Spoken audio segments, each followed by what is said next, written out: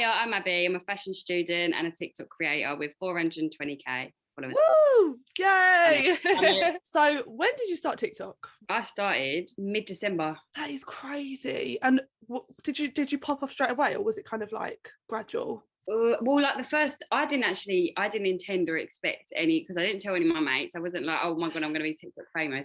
But I said to my mum and dad like ages ago, I was like, Mum, I'm just saying, like I was being all big-headed and joking. I was like, if I started TikTok, I was like, Mum, I'd be famous. And she was like, oh, whatever. And then I just started, didn't tell anyone. And then in the first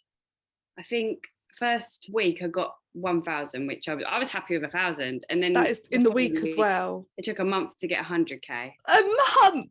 I know. Oh my God. And at that time, was you posting as much now? Because right now you do post quite a lot. Was you posting the same amount, or was it kind of less? I think it was less because I didn't see it as like a necessity, because I didn't wake up and think, oh, TikTok. I woke up and thought, you didn't think anything would come of it. Yeah, I just thought I'll post when I'm feeling funny. But now it's like every day. Every time. Oh, that's amazing. And obviously, like a lot of people I've spoke to, we've kind of spoke about their niche and things like that, and what makes them stand out from the rest. And me looking outside, inside, I'd say it's your personality that is your niche. Would you say that as well? Yeah, probably. It's probably my open feel to my account. Yeah, 100%.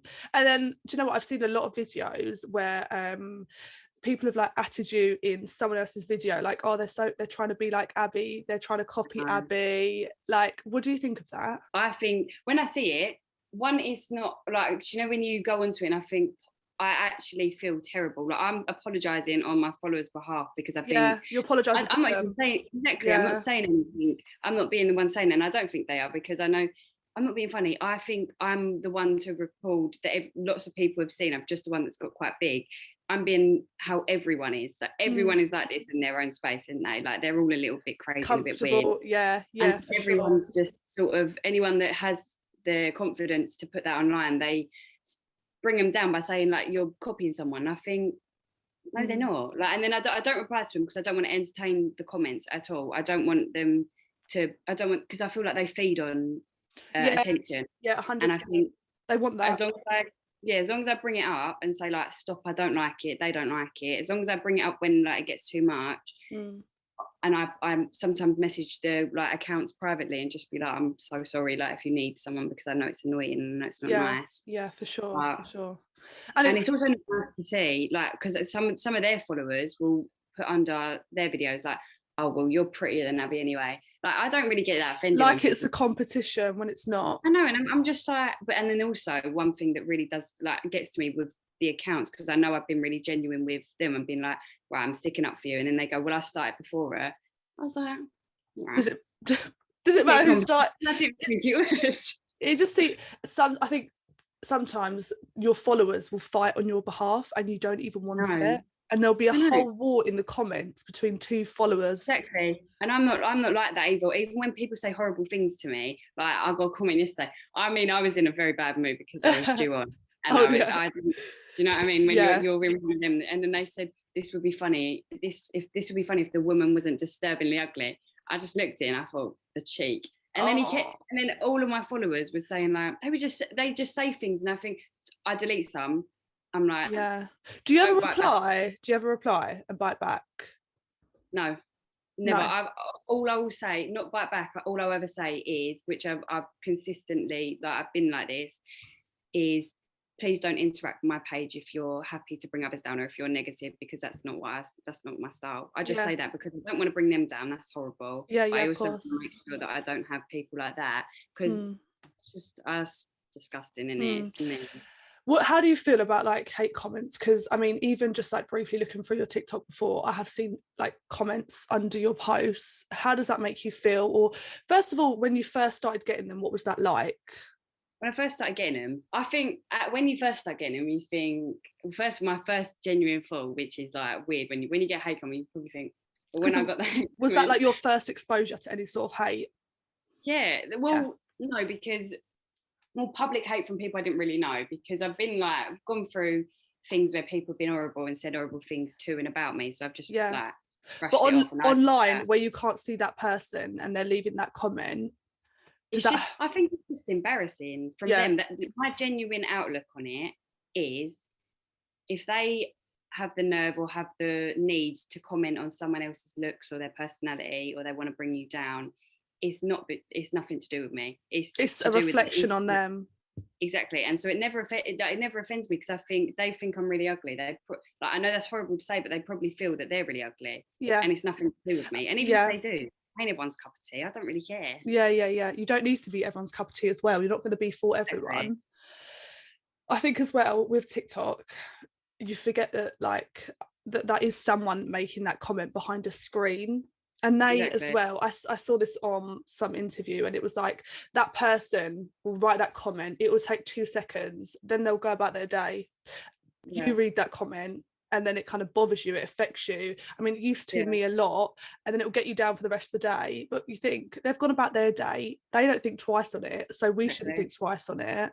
And sometimes I think it's easy to forget as well that it's just probably a young person, because a lot of people on TikTok are very young, a young girl or something. They're just sitting behind a screen, and they're obviously unhappy in their life, and then they reflect it into us. Exactly. And I completely agree. I think just TikTok in general, do you think they have quite a good policy in terms of like their, say, rules? I mean, I know if you post a video and it kind of, if there's any sign of like danger in it or nudity, it gets taken down. Do you feel like they have quite a good policy in protecting creators? Yeah, I do. I feel like it's quite sort of, because I think they're really good in the fact that they don't want to expose, because they know that they've got a young audience, they don't want to expose the like downside of social media, which is like the nudity and the dangers and promoting like horrible things. But then again, it can get like, this is some people's careers, like TikTok is some people's genuine income, and it's their way of making money.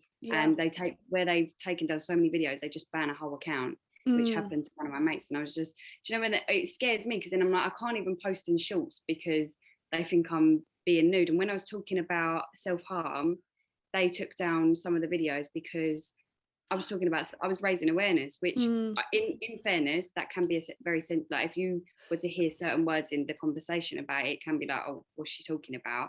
But if they actually had a look at it, they'd realise. And the way you were speaking about it, and I just think that's where their fault is, probably, where it's quite quick, the way they just take it all down.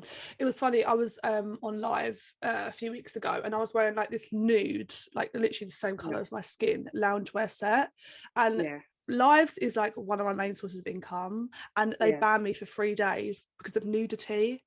And obviously only thing I can think of is because it was the same colour of my skin, and maybe I looked naked, even though everyone watching knows I wasn't. And I think sometimes taking down accounts as well, and people can't get their accounts back, and they've built up so much following.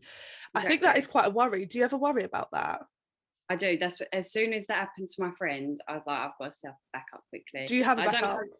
I don't post on it much, but I think I've got 60k on it now, and I posted a few. Just a small 60k. No, that sounded horrible, didn't it? No. I think just having that reassurance that if it does go, like if I get banned, I have that to lean on to. But then again, I'm not earning. Like I'm earning promos, which I'm slowing down now because they wrecked my mental health, but they were like addition to like going downhill, because I was just too much. In what way? Where obviously we're at home, I was getting deliveries. At the start, I was like, oh my God, look, I've got free deliveries today. Free products. And then it started becoming a chore where I had to promote products where I didn't necessarily want to promote them, and where I don't, like I charge for some and I don't charge for others. And now I'm just like, I want to go into fashion. I'll do fashion promos, and I'll only do like bigger paid promos, because one, it overwhelms the account, which is not. I have seen so many things on your account, but at the same time, I don't know if you're charging people, it didn't look like it looked like it was gifted.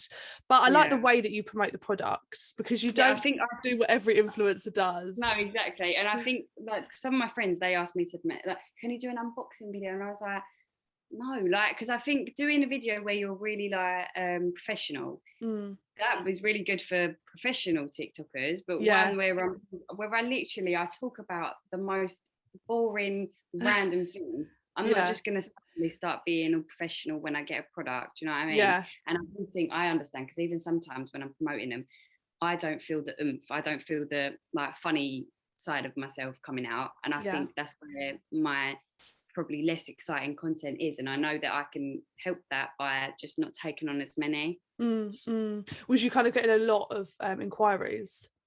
Yeah, and now it's come to the point. I was really good. I was staying on top of everything. I didn't link my Instagram straight away because I thought I want to keep that private. And then I realized, well, no, because I'm coming. I've got to keep up this profile. Do you know what I mean? It's another source of income as well. Yeah. Exactly. So, and then I get the only promos that I enjoy, or no, not that's horrible. The only promos that I sort of am more excited to receive is fashion promos, because I feel like that will help my future and the industry I want to go into is fashion. And you can probably express yourself through those products as well, whereas a wax melt you probably can't. Didn't you? And then you just do it in fashion. Yeah.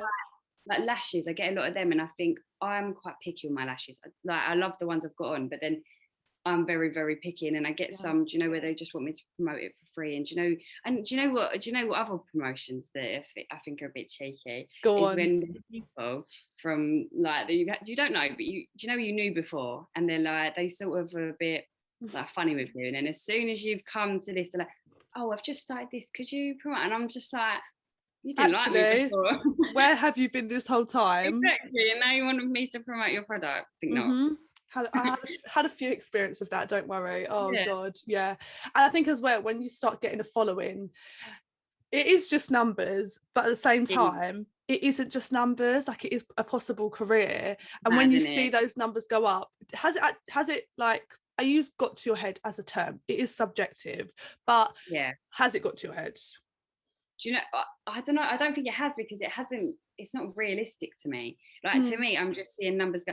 I never ever thought, like, do you know how you see people, they're like, oh my God, that's 20,000, like say you get 20k and they're like, that's 20,000 people.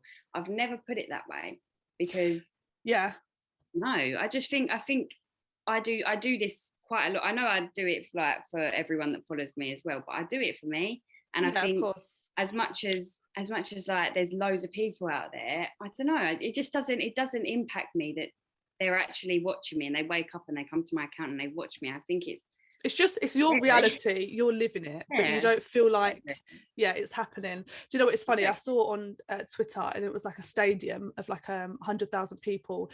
This person had just hit 100k on TikTok, and they were like, this is how many followers I have. And now every time I hit a milestone, I search on Google like 120,000, and it's just crazy, and it makes it feel a little bit more real. No, I've never done that. I feel like I should. Yeah, you should, especially because you're almost at 500,000, which is crazy when you think about it. Are you slowing down? Or the followers are? It was going up at the start. It was going up 10k a day, which was, I know that was when I hit 100k really quickly. And then it sort of went up like 5 to 8k a day, and then it started going like a few k. And now it's just sort of like, yesterday it was quite a few k, but now it's just a k or two. Just steady. Which I know that sounds really like horrible, like, oh my God, it's just a k or two. For your growth, all you can compare it to is yourself. So exactly, increasing, that's all. Yeah. And do you have any plans? Like, do you see yourself doing TikTok now full time? I know you've got college on the side. I'm not sure what plans you had after college, but do you see TikTok as a career now for you?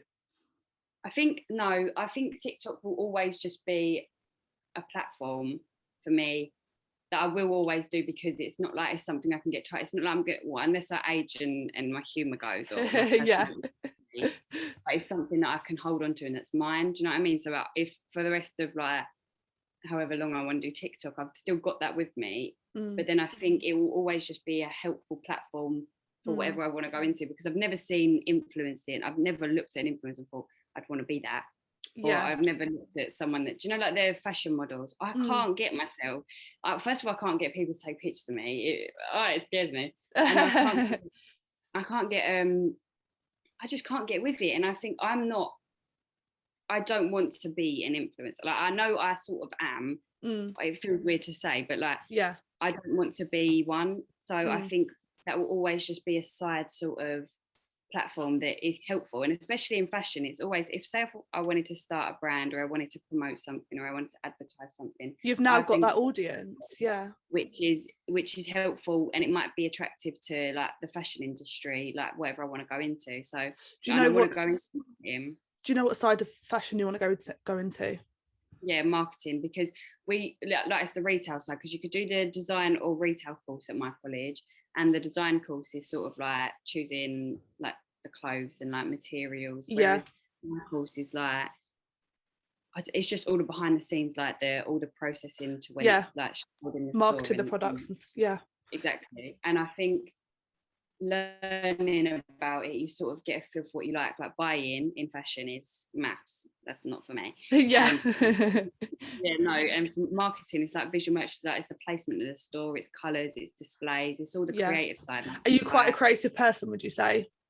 Yeah, I've always enjoyed, because I'm just not, like I say, I'm not academic. I am academic, but I don't enjoy being academic. No, I don't enjoy, exactly. And I never enjoy, like I'm literally looking at my score. My score is literally there. Like, really? And I just hated it. Memories. Every time you look out your window, you got the score. See my score. I know. Oh, bless you. So let's kind of talk a little bit on what are some of the opportunities that have come from your account on TikTok? Have you had like any amazing opportunities, or even just things that you thought, I wouldn't have been able to do this a few months ago and now I'm doing it? No, yeah. There's definitely, like, when you get approached by certain people, like there's some brands I'm like, look at me, but then there's like some campaigns that you get asked for, and it's not even like I'm definitely proud, but it's like a wake up call that I'm now, my account, my feed, my platform, and my personality is attractive to the likes of O2 and Google, and I'm just like, it's crazy. It is, but I don't know.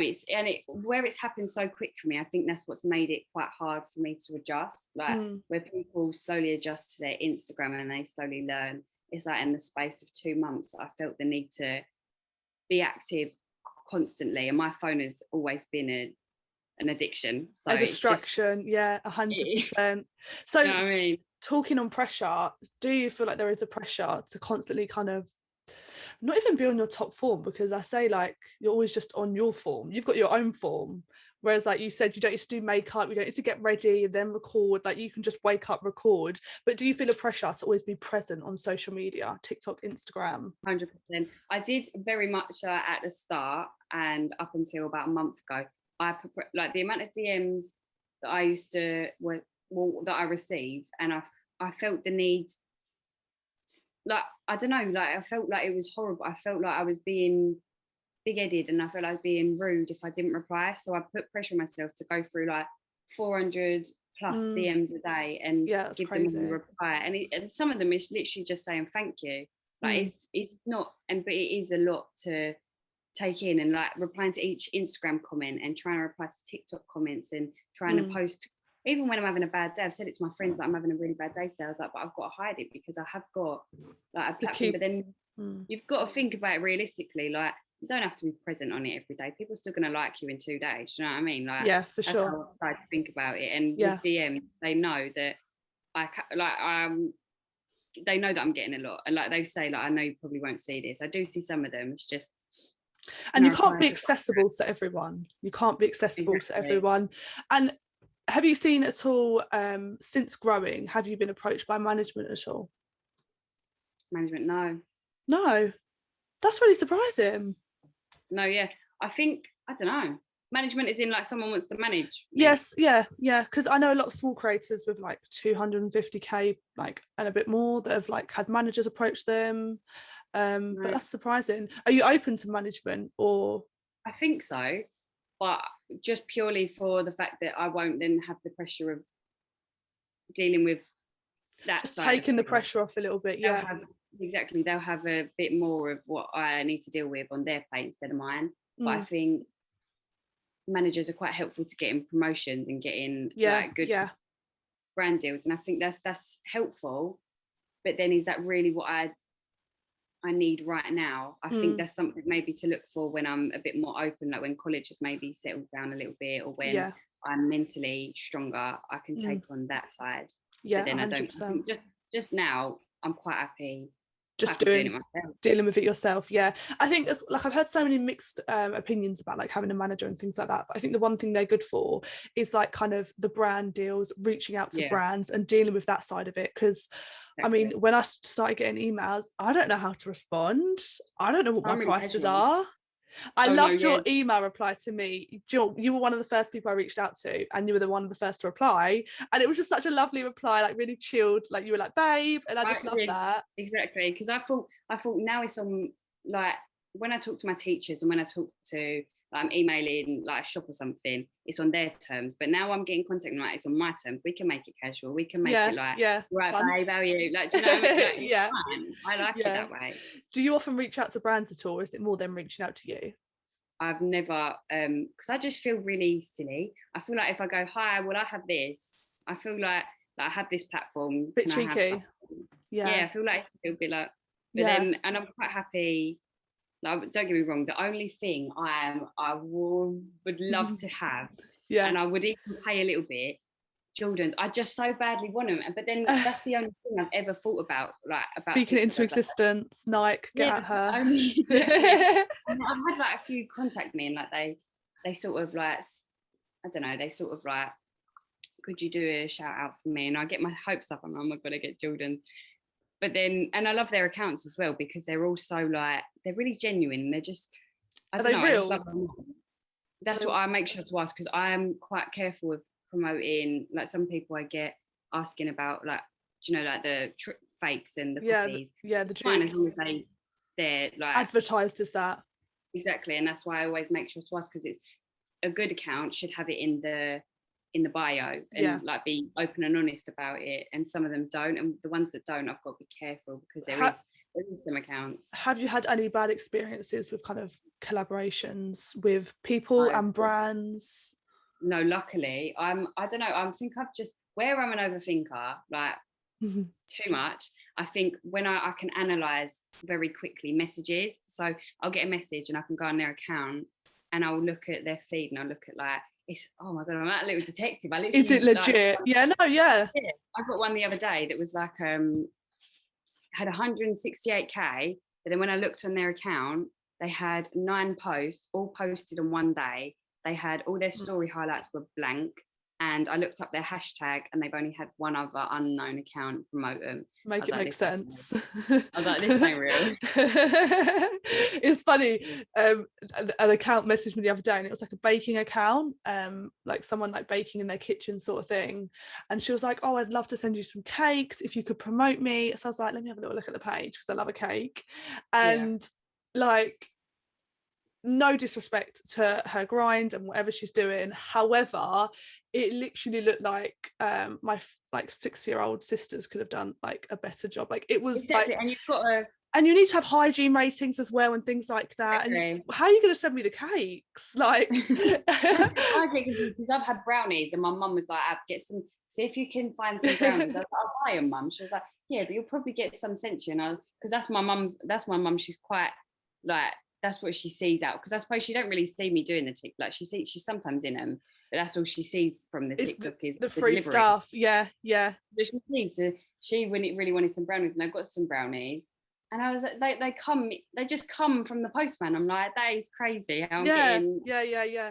I think is it Lola's Cupcakes? Like, they deliver like cakes and stuff, and I'm just thinking, like, how does this work?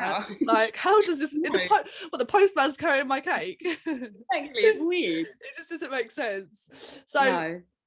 And as well, like, touching on that, your mum said that, "Oh, can you not get it for free?" Do you now think, before buying a product, can I get this for free? Actually, should I purchase it? Not really, because I think if I'm not a big wanner. I don't really look at. That's weird, because I could, like, I don't know, like, where a teenager, everyone has that, oh my god, I love shopping. I do love shopping, but I'm not one of them people that can go through pages and find stuff that I want. So I've never really thought about wanting things. I don't know. I think I'm more of I'm not really a saver either. I don't really know what I am. But you're not constantly online, "Oh, I want this type of thing." No, yeah. So where I don't really want many things, if I really do want to buy something, I'll buy it. I won't think, oh, I can get this for free, because the only thing that I've ever thought about, which I did say, is Jordans, because I think I can't justify paying that money just yet where I'm saving for a car, but I would love to be gifted some and to promote them, because I would promote them to the death. Like I literally do them every single day, and like so but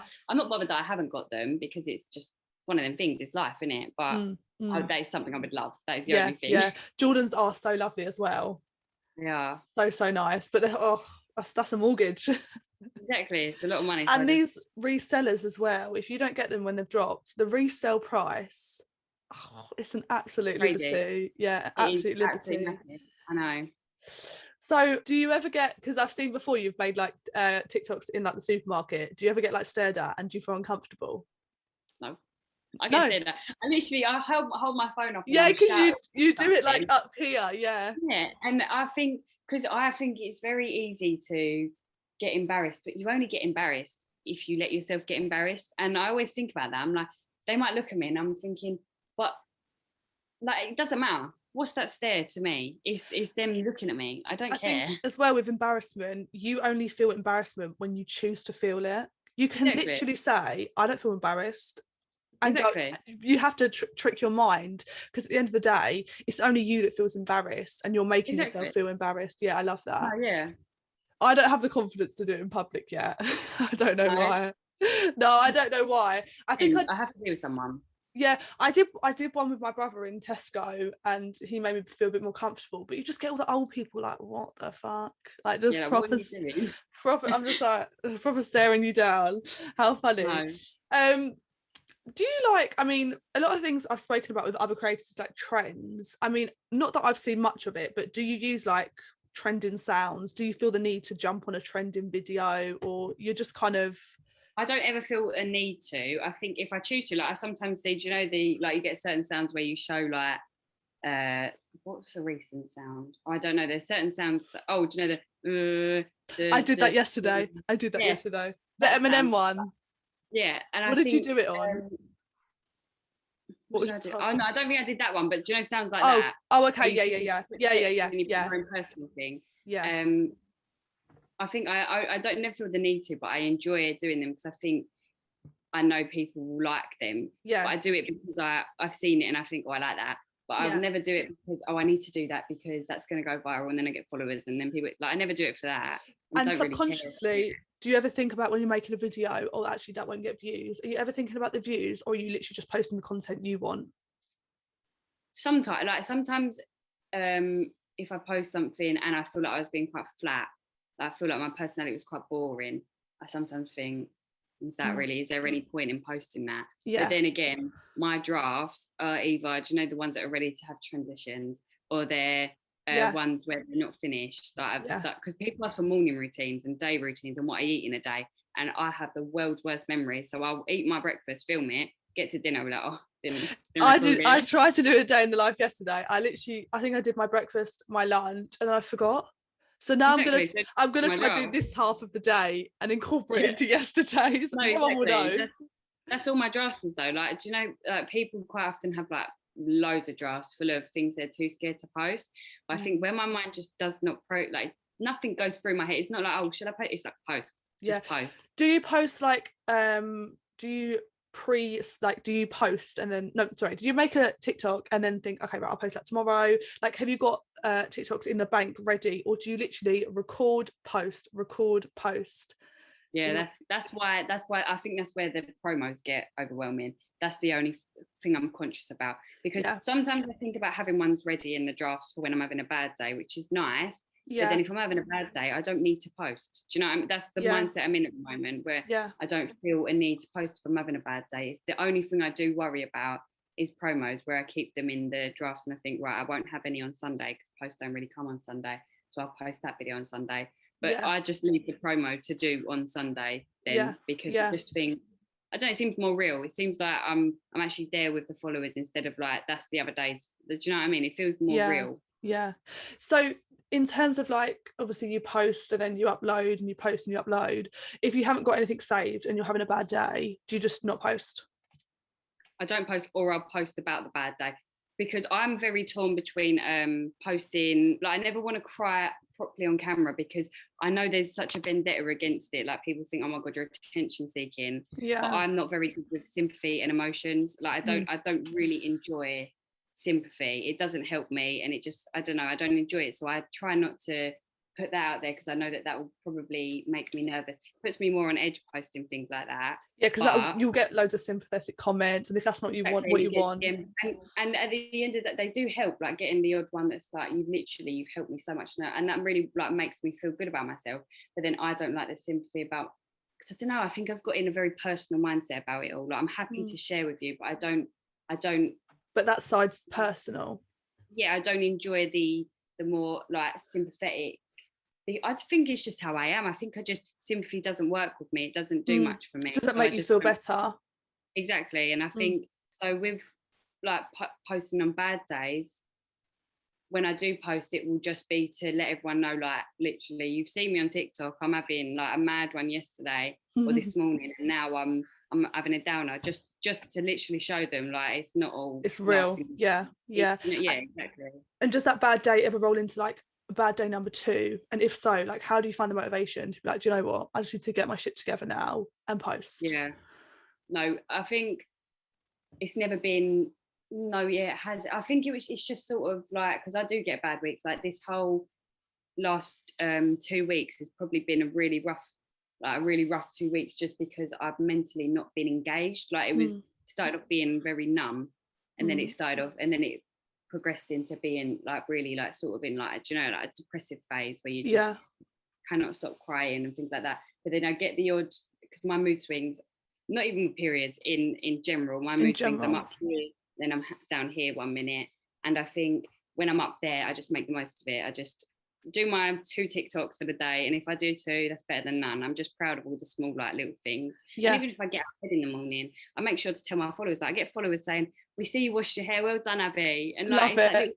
Like that, they all see how real and how genuine I'm being on my platform. So I think when I have a bad day, they understand because they know. So is that kind of your target, like 2 videos a day?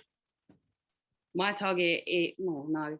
I did used to have a target. It used to be, I think I wanted to do 6. I don't know why. I just wanted to do 6. Yeah. And then it sort of happened into, if I do 2 today, they don't matter. If I do 1, it doesn't matter. Or if like the other day, I think I've done like 15. I was like, I don't care. Just keep going. Like, at the end of the day, people are only going to unfollow you if they get annoyed. Like, and that 1 follower less is just, that's fine. Like it's not the end of the world. Do you ever run out of ideas? Like, oh, I actually don't know what to post today, or no? You do? Talking, because I have, as much as I talk about like how I've gone through stuff and how I've gone to therapy and my little like job mess ups, and like they're all very funny, but then I'm like, I'm only 16, so I haven't had, like, don't get me wrong, I've probably had way too many therapists, but I haven't had like job interviews, and mistakes and mishaps happen for me to giggle about, or memorable ones anyway, ones that can fill a 60-second thing that's going to get a view. So I just think once I'm out of lockdown, it might be a bit more exciting, because then I can do like my college vlogs, and I can just do little things like that. More content, more things going on. Exactly. So I've run out of ideas. You say you've gone through a lot of therapists, and without like getting deeply into it and things like that, how many have you gone through, and why the change in therapists? Is it kind of your decision that you haven't felt comfortable with them, or? I'm not a talker. Like I say that, I clearly waffle, but I'm not a talker about my mental health, like generally. Right. So I know it's hard, because where I come across is like I'm very open. Don't get me wrong. Once I've gone through it, I could tell you every little thing I went through, because I'm proud of it. But while I'm going through it, I'm very stubborn, and I'm very almost like big-headed. I think I can get through it on my own. So I go to help because I think I know I'm ready to change. But then as soon as I'm there, I shut down. I will not let them in, and I'll talk. And then they'll say something, I'll be like, oh yeah, that's fine. And then they'll be like, no, you okay? I'm like, yeah. When I know really deep inside out, like I'm literally on the edge, and I just don't want to be here. Do you know what I mean? But I couldn't let them in. And it was after going through, I think I went primary school, I had one which worked. And then I got discharged. That was the only one I got discharged from. All the rest I left. All the rest I left because I felt that they either weren't, do you know, you have to sort of connect. They sort of have, they have to get through to you, and none of them did. They sort of, one of them started talking about being on a swing and how I feel, like comparing them, and I was just sitting there, I was like, comparisons. Exactly, that probably really works on like some of your more creative minds that like can envision their feelings. Yeah. But on me, it just sounds like you're waffling. Yeah. You are waffling. So have you found someone now or no? No, because I said that to my mum. I was like, Mum, after lockdown's out, I was like, can I go to another therapist? She's like, yeah. She was like, well, what one? I was like, I don't know. She's like, I was like, well, I don't know. Is there any left in the area? She said, and I was like, well, I think I need that one person, because as much as I got through it, I feel like I definitely did it on my own. It doesn't matter if I didn't, but I do feel like I've very much done that individually. But in the healing process, in order to change and manipulate your mind effectively and for long-term, like, sort of thing, I do need help, because you only know what you know. Like, you need someone else's input. Do you find it difficult talking to new people, like, and having to kind of tell your story again? No, yeah, it is, because I think it's as I've gradually had more, I tell less. Like the first one, I told like everything. Yeah. My second one, I sort of left out little bits because I just couldn't be bothered to get into it. And then when it came to the last one, she was like asking how I felt, and I just sort of was like, I don't know. Well, and I know exactly how I feel, but I cannot be bothered to explain it to her, because repeating your story that many times and repeating your emotions, that was why the primary school one worked. It was only like, that was horrible. It was bullying, but to me, it was only bullying at the time, that I was like, it's only bullying. And then my counsellor made me go back and fight that fear and that thing I had against past me, and made me get through it. And that's why she worked. For everyone else, where I've matured and I've got into such a little like state of mind where I cannot get out of it, I will not let myself go back to the old Abby and tell them like that's wrong. Like with little things like self-harm, I still to this day, and I say that with my hand on my heart, if I was to have a bad day and the thought was to come into my mind, I probably would go back to it, because my mindset is so drawn into unhealthy ways of dealing with it. But to me at the time it wasn't helpful, but now I'm like, no, I need help. Do you know what? But I just think the best thing and the first step is kind of accepting and knowing that you need help, but it's just finding that person. I don't know, obviously pre-COVID you probably had therapy in person. Like Zoom's actually what, like, they normally panic me, because I say that we're doing one, but they really worry me, like, because I had sort of a it wasn't therapy, it was like sort of like therapy focuses on like getting through your past, whereas this one was focusing on molding your mindset into a positive one for the future. So it's like sort of the reverse. So a bit like life coaching. Yeah, that was it. Coaching, that was it. I love it. Yeah, and I went into that, and I could have done that, was from my college, and then I could have done that online. And she offered it to me, and I was like, I don't know what it is about talking to you over a screen. I struggle with eye contact. I'm looking everywhere, but I don't know, I just can't normally get into it. It worries me. Yeah, I think as well at the start of lockdown, when everything was going online, and I was just thinking, oh my god, because I don't think lockdown would last this long, but I was just thinking at least it's only going to be 2 months of this, and then we'll go back to normal. But this is literally like the new normal, and it is crazy.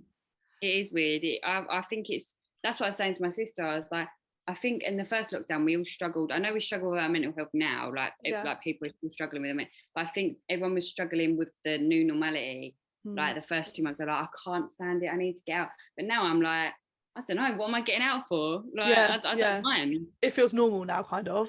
Yeah. When I envision kind of like going out for dinner or just shopping, it doesn't actually feel real. Like I can't imagine ever doing that, and it's just so weird. I can't imagine no masks on buses again. I can't imagine it. Festivals, everyone's so close to each other. That's why I'm not allowed. My mum was like, you ain't going. I was like, oh, all right. All my mates are, my boyfriend is, and I'm like, I wish I was going. But I know, but imagining the festival happening, I'm like, everyone is actually going to be on top of each other. Like it's only we're still in a state where we're not allowed 2 meters of each other. I don't get Yeah. how it would be I too saw much. like an outline for Reading Festival, and it was like you're in like this cube and you have like 4 people and then there's like 2 Oh, I saw meters. that. Yeah, and I was just You thinking, know what? It's what's the horrible because point? I'm not going. He's like, because I'm not going, everyone else is going. I'm like, It won't be the same. And I just feel like no, it won't. interacting with other people as well, it won't be the same as what it was before. No. And also, we haven't got as much like life updates. So when you're catching up with someone after lockdown and we haven't seen them in like, say, a year, then when you see them, what's happened? Yeah, like, literally. I've put on weight, or you've lost weight. You've got like, fit. Terrible. Yeah, 100%. 100%. Exactly. That's so funny. So moving quickly onto, because I mean, I was looking at the numbers of your videos and like they're crazy numbers. I take it you're on the TikTok Creator Fund. 16. I can't. Oh no! I can't earn it, which is annoying. Oh my gosh, that is actually crazy. I forgot. There's no way around it either. There's no way around it because like you can try go through like I was gonna make up my backup account, but I was gonna do it through my dad, and then he gets all the funds, but then I just post the content. But I thought, no, that seems a bit cheeky. I just have to deal with it. Oh, that is so rubbish. He was saying that's why I've got to start getting in. That's probably why I take on promos, and that's why I take on things like that, because that is my source of income, whereas I don't get anything. You don't get anything through TikTok. Yeah. I don't get anything.